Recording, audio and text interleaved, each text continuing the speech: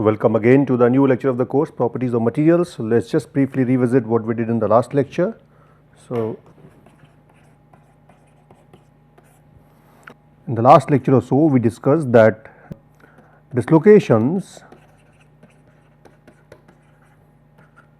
play a vital role in stress reduction, okay. And we saw that dislocations move when stress is applied and they go out of the crystal. So, dislocation movement, and then as they go out of the crystal they create a slip step. So, what it means is that the dislocation density should reduce upon deformation. This is what should happen, because if dislocations are getting out of the crystal, which means dislocations are getting lesser in number. However, experimentally what we observe is that dislocations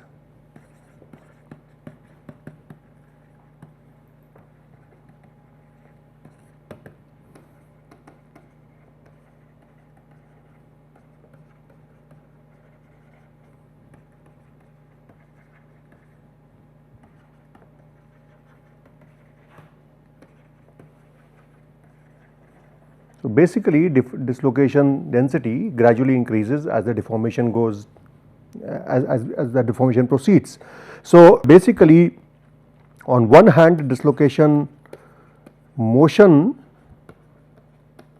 leading to slip, so that is what we have written here. So, on one hand we have this phenomena which on the other hand there is some mechanism which leads to formation of dislocations, and the formation of dislocation happens. So, basically there are dislocation generation mechanisms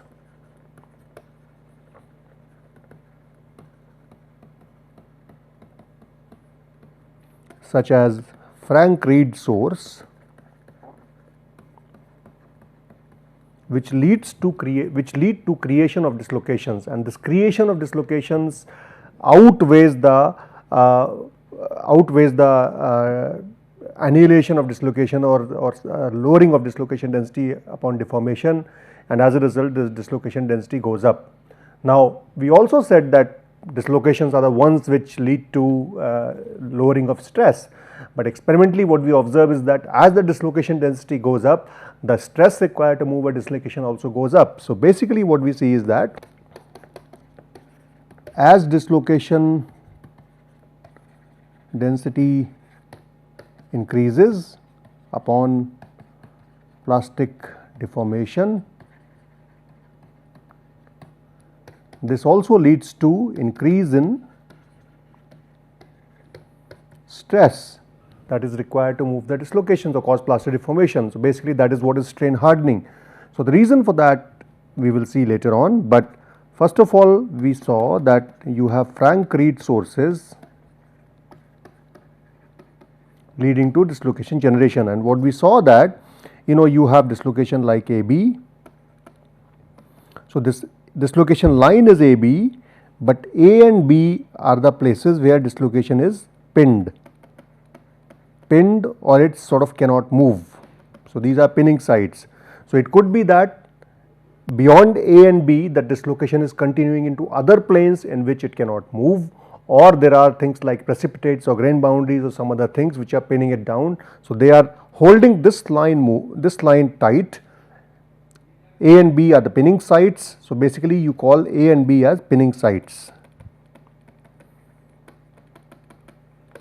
and AB is the dislocation line. So, as you apply the stress tau, we saw that this dislocation tends to bulge out slowly, gradually in this fashion, and this is, mind you, the dislocation line T, okay. So, this is T vector, and it just keep increasing like this, slowly it bows out before it becomes in this fashion, and these two components then cancel each other because they are of opposite sign, cancellation, or you can say annihilation, leaving a dislocation loop around. So basically what it looks like is essentially you will have a situation in which, that's what we saw in the last class. So let me just show you a brief. So you start like this, then the first, as you increase the stress tau, it goes out, but it remains pinned at these sides. So these are the pinning sides, it does not leave these places. So the stress is there on these, and then when you further apply the stress, further application of stress leads to again bulging. So this is further bulging, and then when you bulge it further, then it sort of when you keep doing it for a while, then it sort of leads to in this fashion. So eventually what will happen is that these two will cancel each other. So it will look something like this. So this line will remain like this, and the dislocation will appear as if this line goes back where it was, and this is the dislocation loop. So these are the dislocation loops that we keep creating, and you can see that wherever Burgess vector. So if this is the Burgess vector, let us say these are the edge components. So if this is the Burgess vector V, then, or let us say if this is I do not know, if this is the Burgess vector in this direction, let us say B. So here it is B positive, here it is, so the B, so this is T positive, this is T negative, this is T, sorry, in this case, so you can say that this is, one is positive, one is negative. So depending upon the orientation of T with respect to B, one will be positive edge, another will be negative edge, and they will cancel each other or annihilate each other, giving rise to a dislocation loop. So as you keep deforming the material, you keep creating these loops, and this is called as basically Frank Reed source to create dislocations. So we will just do a brief analysis of how. So last time we looked at the stress that is required to move a dislocation. So create a dislocation basically. So you have a loop like this, all right, and these are the pinning sides, okay, and the distance between these is given as L, okay. So the force on the distance is L, and these are the pinning sides. So the force on the dislocation when a shear stress tau is applied. So shear stress is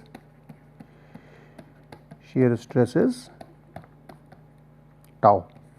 So basically now we are going to do force balance. So first thing is force on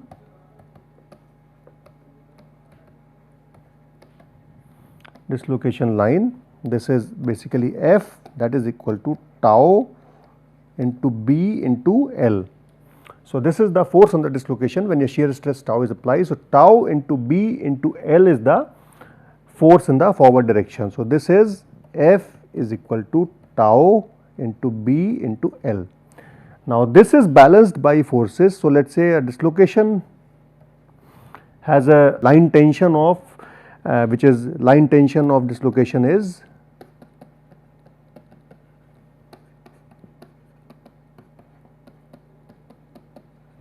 basically you can say energy per unit length. So this is basically GB square, approximately equal to GB square. So this is GB square, this is GB square in this direction. So if this angle here is theta, this will become GB square, oh sorry, if this angle is, let us say, theta, if this angle is theta, then this will become GB square sin theta, and this will also become here GB square sin theta. So these are the balancing forces. So basically the balancing forces are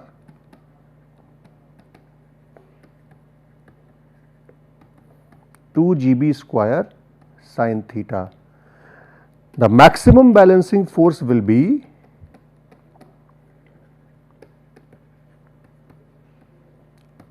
2 GB square when theta is equal to 90 degree. Okay. So, this will be the maximum. So, when the loop really becomes like this, so the segment will be basically like this. So, when the segment is vertical basically. So, maximum GB for the balancing force will be 2 GB square. So, now force balance requires tau BL is equal to 2 GB square. So, basically the minimum stress that is required to operate a Frank-Reed source is equal to 2 GB divided by L. So, this is basically you can say the minimum stress required to operate a Frank-Reed source. You can see that this stress will increase as the shear modulus goes up, that makes sense, and this stress also reduces when your L value decreases. So, when the dislocation line becomes very large, then the stress that is required to operate the Frank-Reed source decreases. So, this basically suggests an idea when the pinning sites are closer to each other, then the stress required to move to operate a Frank-Reed source is larger, and this we will see comes handy when we learn about the precipitation strengthening or particulate strengthening in these materials. So, nevertheless, so this is the stress that is required to move a dislocation. Tau is equal to 2 GB divided by L, and since the distance between pinned ends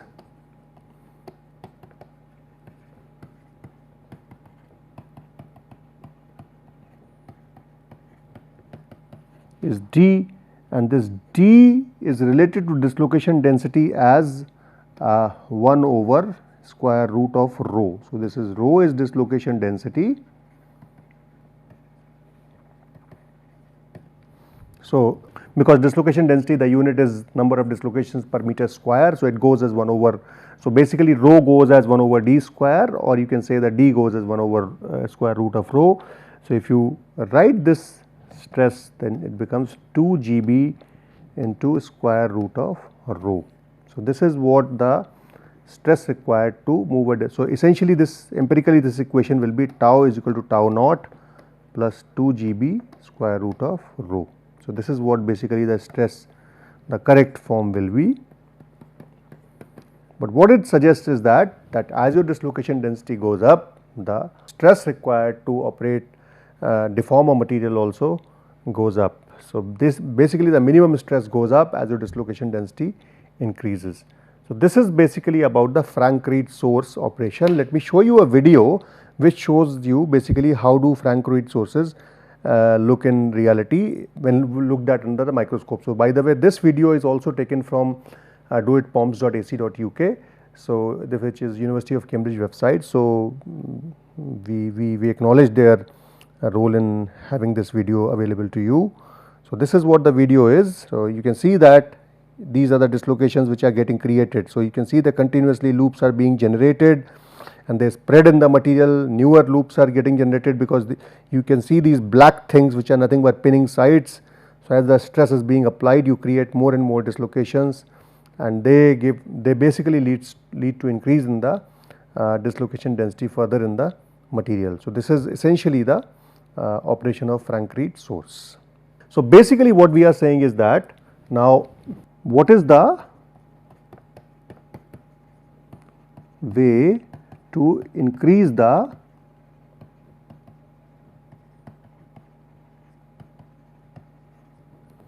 strength of a material?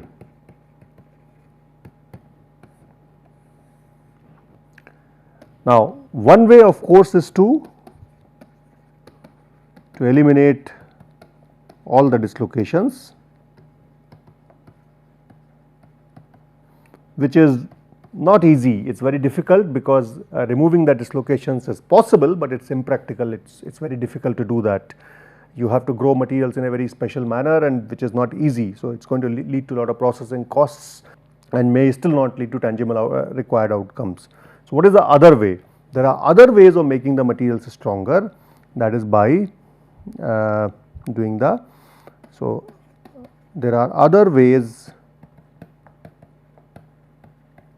to make a material stronger. So, we saw what we have seen, that when the plastic deformation takes place, because the dislocations move out of crystal, the dislocation, so that is a driving force for, that is a driving factor for reducing the dislocation density. But at the same time, the dislocations are not, the dislocations are pinned at various sites, which could be because of their movement in various planes, and they can't move in all the planes with ease.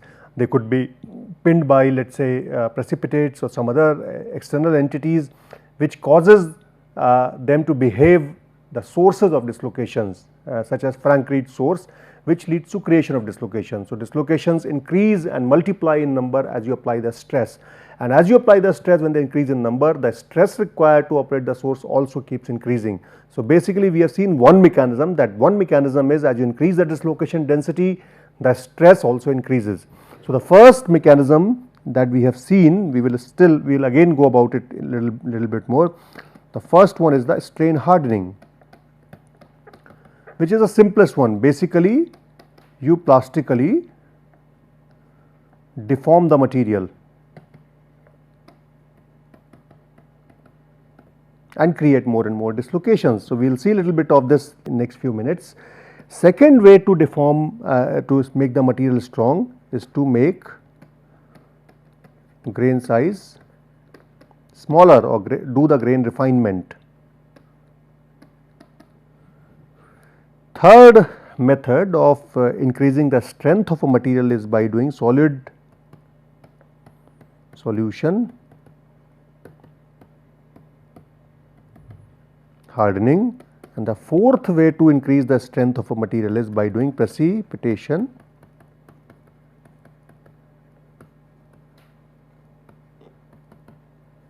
hardening. So, these are the four methods by which generally metals, so when we say materials, generally we are talking in the context of metals. Okay.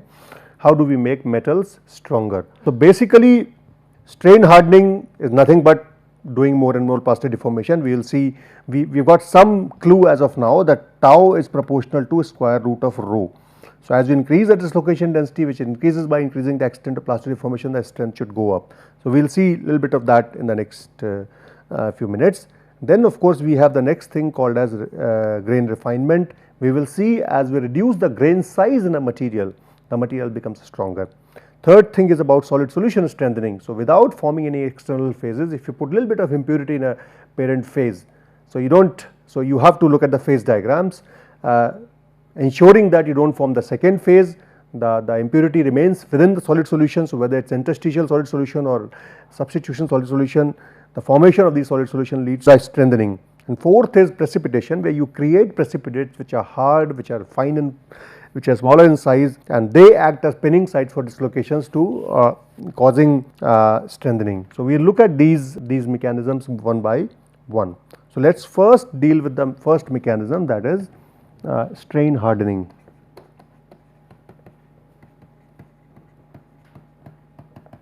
We also call it as work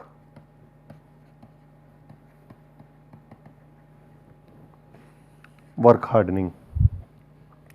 So, essentially what it means is that if you plot the stress strain curve of a material, so this is stress strain curve, okay, let us say E, okay, and when you make the stress strain curve in this fashion, this is the elastic region, then you go to plastic region, okay.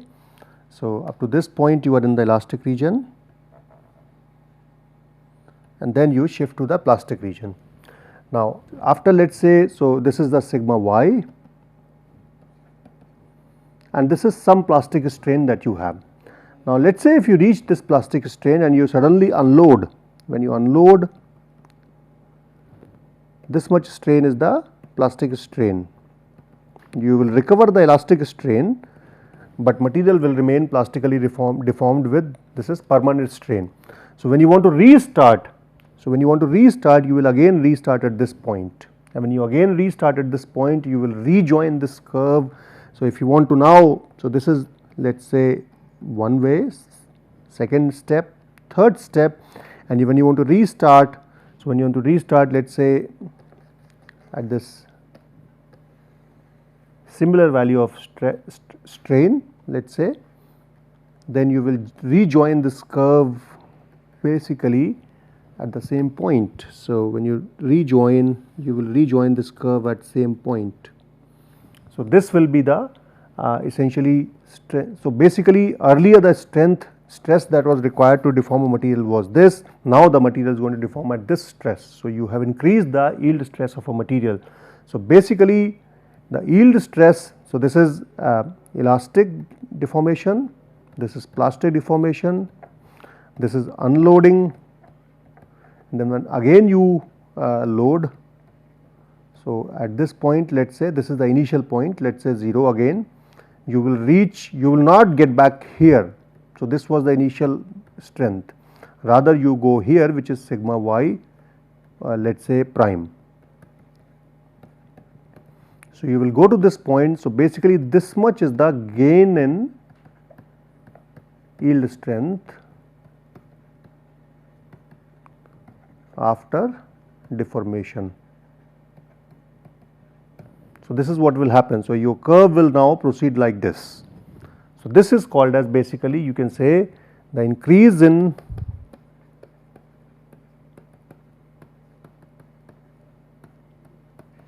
yield strength after deformation. So, basically if you further, let us say if you go along this plot and if you now further stop at this point and you unload it, you will come here. So, this much is the extra strain. So, this is E1, this is E2. If you again want to restart this material, you will reach a stress level which will be this. So, now you will reach here. So, this will be sigma y 2. So, this is again the extra increase in the, so delta sigma, this is delta sigma y, let us say. So, every time you stop the deformation, you will again go back to the same point that you were at earlier. So, this is basically because of plastic deformation causing the yield strength of material. This is also called as work.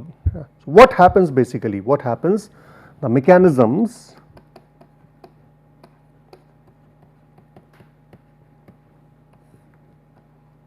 first thing that we know is that as we do plastic deformation,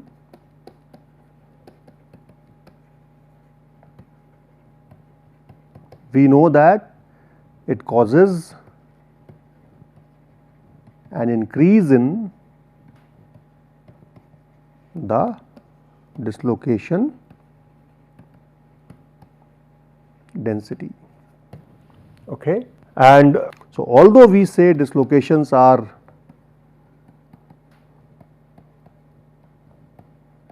weak points in the crystals because they reduce the stress that is required to deform a material, but so this is something we can say a corollary, or this is something that we stated earlier, that dislocations are weak points. So, increasing the dislocations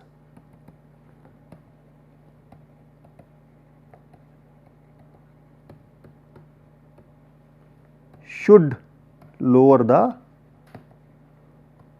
stress. So, question is